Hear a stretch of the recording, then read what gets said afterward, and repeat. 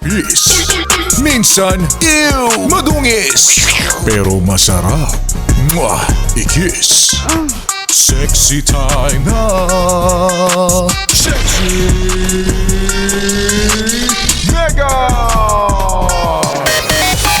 That was Bruno Mars and Alexandra Burke, Before It Explodes.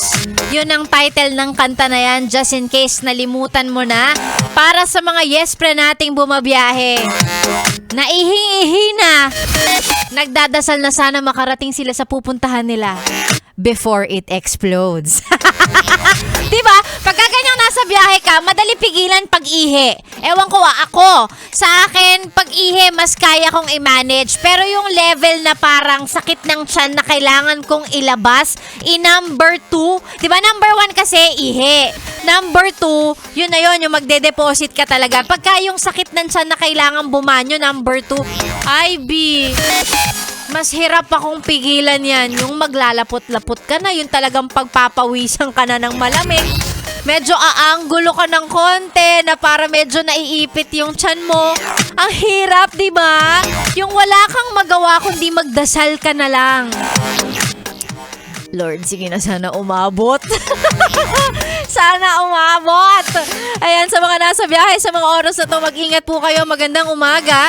Ayan, kasi dapat bago umaalis sa kung saan man nanggaling o bago pumunta sa pupuntahan, dapat nagsi-CR muna. Diba? Mga ano yan mga must do. Mga kailangang gawin. Ay, aalis ako pero sandali, babaan niyo muna ako. Yan, di ba?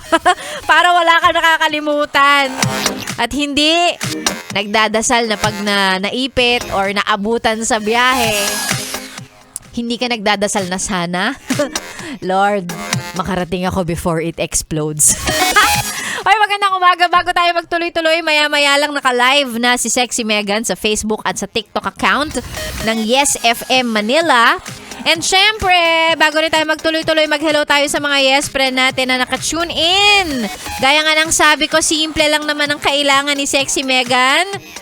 May pruweba na ang radyo sa sasakyan ay naka 101.1 Yes FM. Isend ang mga pa-shoutout sa ating Facebook page and mamaya, babasahin natin yan. Ako na po ang niyong kasama dito lang sa stasyong masarap pakinggan. Solid yan! 101.1 Yes FM. Good morning!